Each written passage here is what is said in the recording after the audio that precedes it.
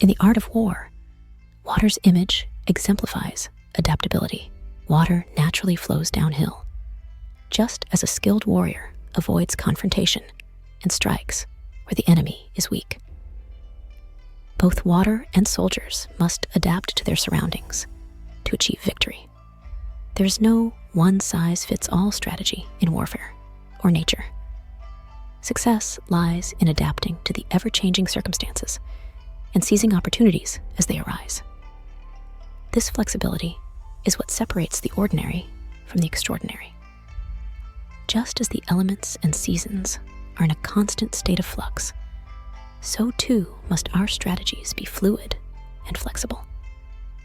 Like the ebb and flow of the tides, our tactics must shift with the changing landscape of battle.